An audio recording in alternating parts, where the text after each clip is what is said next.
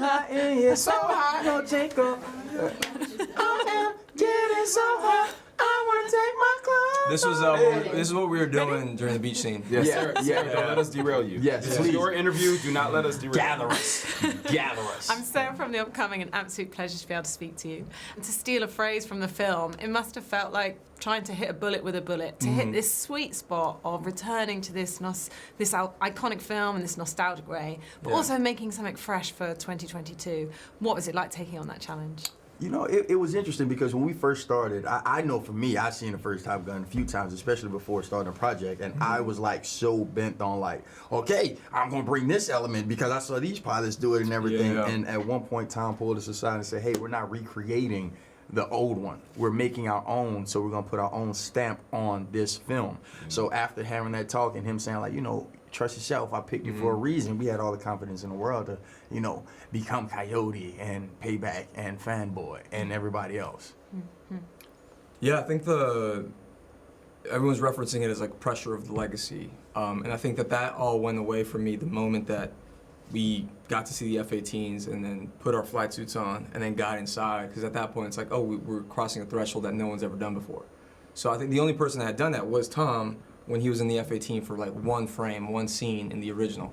So then now knowing that this was gonna have 50-something minutes of flight time, I forgot what it was, in the movie itself. Yeah. Like the amount of like actual flight footage was unprecedented. So knowing that, the pressure like left, other than the pressure that you brought up, which is to represent. They can represent all the men and women who go out every single day and do this, right? They wherever country you're from, like there are a group of folks out there who get up every single day and like put their life on the line and sacrifice time from their family to go up in jets and fly around and protect. And so to me, or like to us, like one of the things that I think very quickly kicked in was like making sure that we were representing these people as they should be represented and like treating them with the respect that they deserved. And I think there was a bit of pressure there to make sure that like we got it right. And a bit like Maverick, Tom Cruise just seems to have defied all laws of aging. And I don't know what it was like working with him on set, and the meticulous nature he has with regards, it's been 3 decades in the making, how he wanted to be so perfect. What on earth was it like working with this guy? That's it. I love that question because it's very telling, like working with him on the reason why he's had a 40+ year career at being at the heights that he's been in, because he's very meticulous of everything that he does, and he's very like, okay, let's make sure that this is done. So I mean, it demystified it all to me, and now I hope that we can all take the lessons that he's taught us and have a 40, 50, 60, 70 year career. Yeah, there's nothing, you realize that there's no decisions made for arbitrary reasons. Like everything is, and in the film you see, in every film he does, like everything justifies and unlocks the next step. And it's also done with like such attention to detail that are able to take us to and elevate these sequences from the first flight sequence, which is already the most intense flight sequence ever, to then by the time you're in that third act, you're like, well, it's every single time it's just like it justifies, and like the attention, the sweat equity put into every frame, you see that, and then I don't know, we've walked away from that like elevating our game across the board as storytellers. Yeah.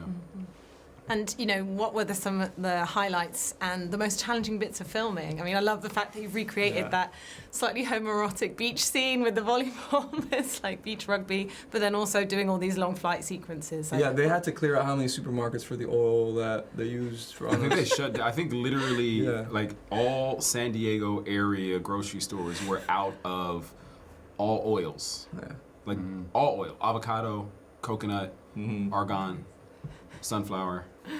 Yeah, I would just sweep it off and then like put it on a pan and make an egg. Yeah.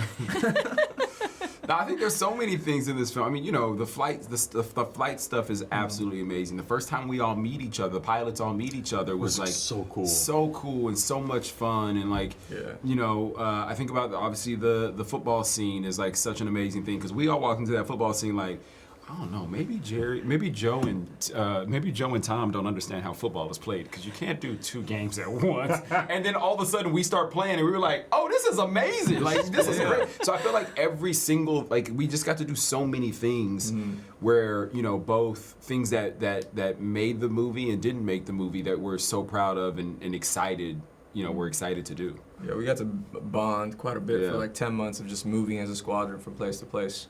And that to me was like, yeah, by the end of it, we walked differently, we talked differently, we had different lingo that was being used, just because we were also, every base, a group of aviators was there with us, guiding us and shepherding us to like represent them in that space. So then like, and you see that in the film, and there's things that like you can't fake. So I think through it, like shooting it practically and then being so immersed has created something that like this movie that like stands on its own in like the Mount Olympus of films, because it's never been done. Yeah. I think I'm out of time. It's been such a pleasure to speak to you, and I can't wait for everyone else to experience this, hopefully on the big screen. Only on the big screen. Look, Top Gun Maverick, May 27th. No, only. Depends on where you're at. Depending on, it's coming around at the end of the May. But if you watch it 3, 4, 5, 6 times, maybe then buy the DVD and then you could experience it on a different screen. But you have to experience it in the theaters first. Yeah. Amazing. I said Thanks so DVD. much. Thank you. Oh wow. Showing your age. Showing my age. Thank you.